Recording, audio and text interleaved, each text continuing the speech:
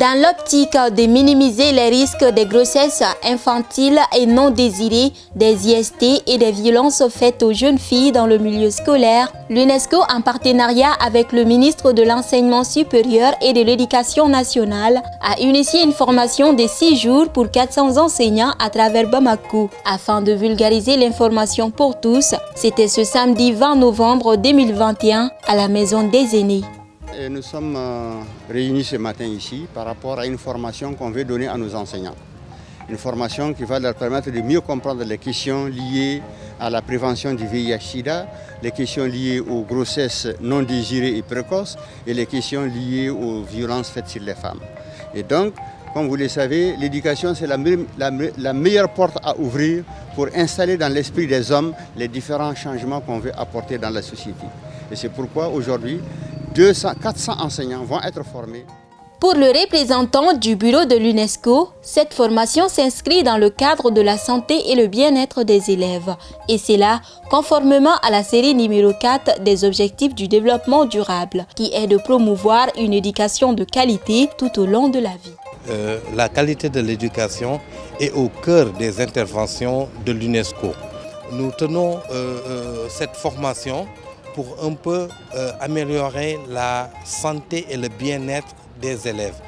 Et conformément à l'objectif de développement durable numéro 4, ceci est une des parties sur lesquelles l'UNESCO tient, c'est de pouvoir doter les enseignants d'abord de compétences pour prendre en charge certains domaines au niveau de la santé et du bien-être et aussi de transmettre aux élèves ces connaissances.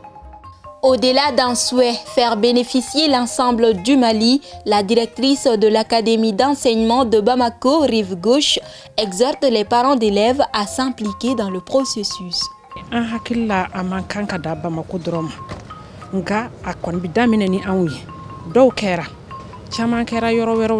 Nga an ta in kɔni kɛrɛnkɛrɛnna a bɛ bɛn tile 6 de ma école karamɔgɔ bɛ fan bɛɛ fɛ ni dun bɛ fɛ ci ka fɔ I b'a fɔ école karamɔgɔw ye ni école karamɔgɔw y'a faamu ka se k'a ɲɛdɔn ka fɛsɛfɛsɛ ka ɲɛ olu fana bɛ se ka denmisɛnninw kala la an b'a ɲini écoleden somɔgɔw fana fɛ olu fana k'u sen don a la n'u farala école karamɔgɔ kan wasa bi sɔrɔ o de la. Les enseignants accueillent la formation à bras ouverts. Une telle formation est de portée très importante.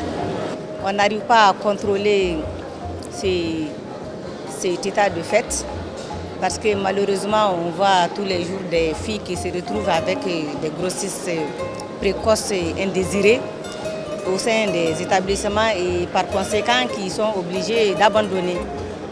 Donc maintenant avec cette formation, on est sûr que la transmission sera très propice à nos petites filles qui vont quand même rester en classe. Les mesures plus adéquates, c'est de mettre dans le programme d'éducation.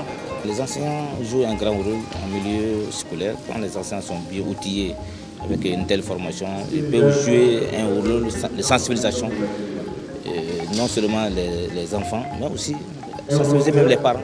En sus de sa thérapie de sensibilisation, inscrire cette formation dans le programme scolaire, mais aussi de sanctionner les cas, sont des options à méditer.